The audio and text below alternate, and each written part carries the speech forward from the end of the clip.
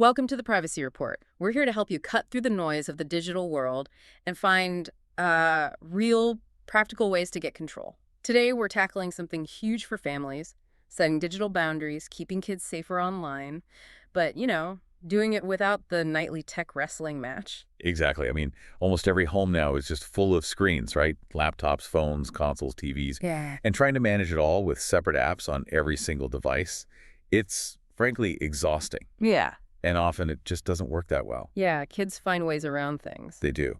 So our goal today is to show you how to shift that burden, that enforcement, from you, the parent, onto the network infrastructure itself. We're focusing on 3 layers working together. DNS filtering, getting deep into your router settings, and Yes. setting up automated schedules. Okay, so controlling the what, the when, and maybe even the how devices connect. Precisely. It's about building a unified defense. Sounds good. Now, if you're looking for really detailed guides, step-by-step instructions, maybe even some hardware suggestions for doing this stuff, you should definitely subscribe to our email newsletter. Just head over to theprivacyreport.net. We share new techniques there all the time. Yeah, it's a good resource for staying updated. All right, let's unpack this. The foundation first. DNS filtering. For our listeners who, probably know their way around tech, why is this the absolute starting point? Okay, so think of DNS, the domain name system. It's essentially the internet's phone book. It turns website names you type, like whatever video site, into the numerical IP address computers need. DNS filtering intercepts that very first lookup request. It happens right at the router or your main internet gateway. It's like the traffic cop for your network. Ah, okay. So instead of, say, a browser plugin on one kid's laptop trying to block a bad site, Right. you're stopping the request before it even really leaves your house. Exactly. Before your network even tries to connect to that harmful or inappropriate server, the block is instant and it covers the whole network. Right, every device. Every device. And that's the key. We're not just blocking, say, adult content. Hmm. Good DNS filtering services, think like Cloudflare's Family DNS, OpenDNS, AdGuard DNS, those sorts of things. They do several key jobs. One, obviously blocking bad categories, adult, violence, known malware sites. 2, they enforce safe search on places like Google and YouTube. Oh, so the kids can't just turn safe search off on their own device. Correct. The filter overrides that at the network level. And 3rd, it blocks known phishing sites, those fake login pages trying to steal passwords, and other malware domains. Okay, that makes sense. You're kind of outsourcing the blocklist management to these services that are constantly updating.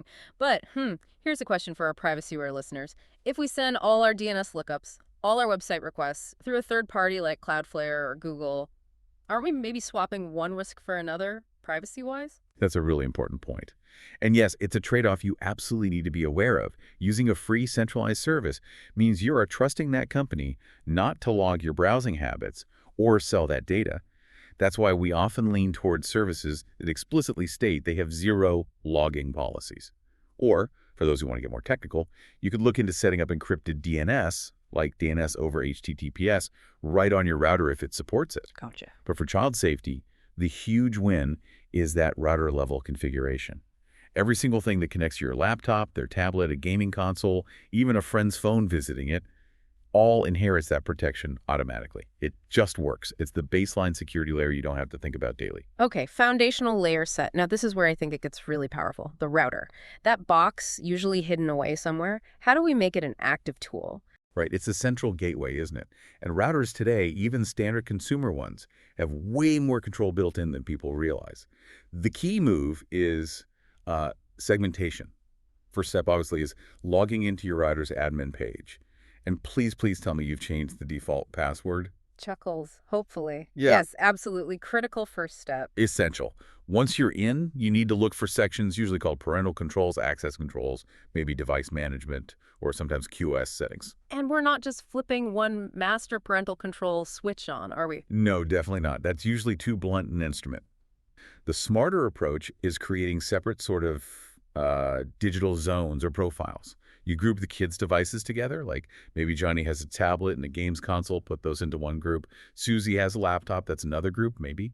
This grouping lets you apply specific rules, time limits, website blocks, only to those devices without messing up, say, your work computer or the smart TV adults use. Ah, so it's granular. Maybe the game console needs certain online features, but the school tablet needs much stricter filtering. That makes sense. Okay, let's talk about kids being clever. They figure out the router is the control point.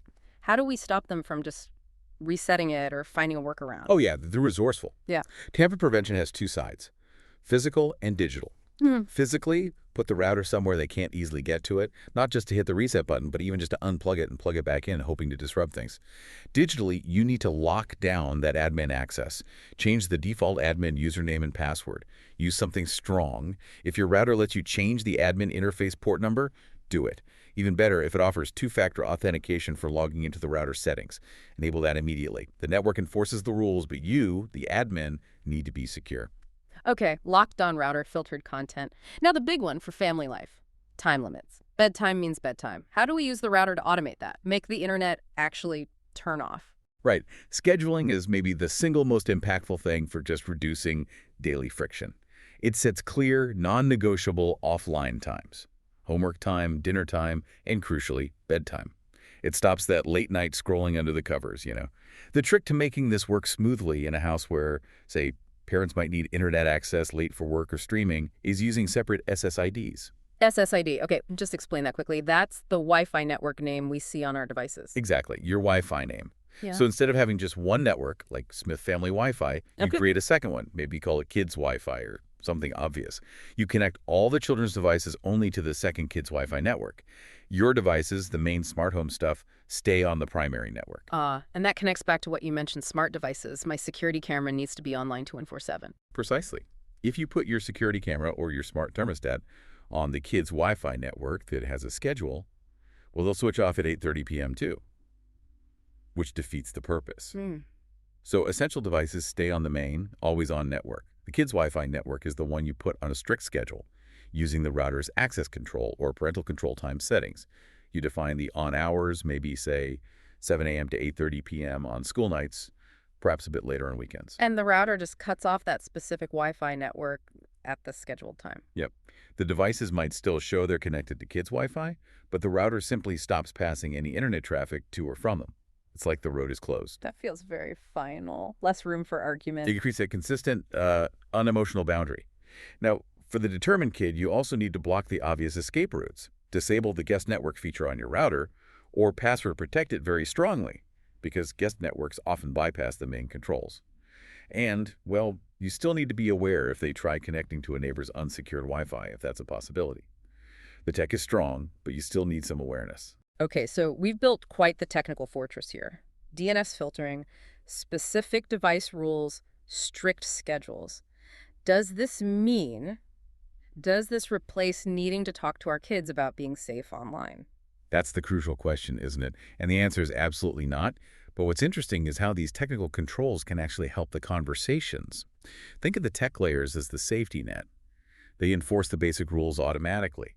This reduces the constant nagging, the daily battles over screen time. Right, it shifts the conversation. It's not get off your tablet. It's more like, okay, the network's off for the night. Let's talk about what you did online, or how can we manage your online time better tomorrow? Exactly. It establishes predictability. But, and this is vital, it doesn't replace talking about why these rules exist. Discussing risks, online etiquette, what to do if they see something upsetting, that's still essential. And we have to be realistic. Technical controls aren't foolproof. Kids might try VPNs, though good DNS filtering can sometimes block those too. Or the easiest bypass. Switching to their phone's mobile data plan. Yep. That bypasses the home Wi-Fi controls entirely. So, parental awareness, conversation, trust, those remain the ultimate layers. That makes sense. One last practical point. We've talked about some fairly sophisticated setups here, segmentation, scheduling. Does this mean people need to rush out and buy some super expensive, maybe enterprise-level router? No, not necessarily at all. That's important to stress. You likely don't need costly gear or ongoing subscriptions for the core features we've discussed. Most consumer routers made in the last, say, 3 to 5 years probably already have basic content filtering options and definitely scheduling capabilities built in. You might just need to, log into that admin interface and explore the settings a bit more deeply than you have before, poke around in the menus. And regarding performance, DNS filtering adds almost zero noticeable delay. It's incredibly fast. So, no, you shouldn't see any slowdown in your streaming or gaming. That's really good to know. It makes it much more accessible. Okay, this has been a fantastic overview of integrating safety into the network itself.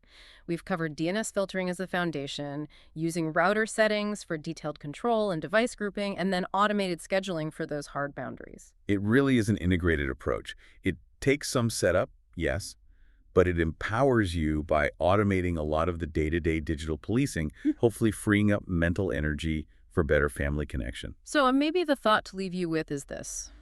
How could shifting control to the network change the dynamic in your home?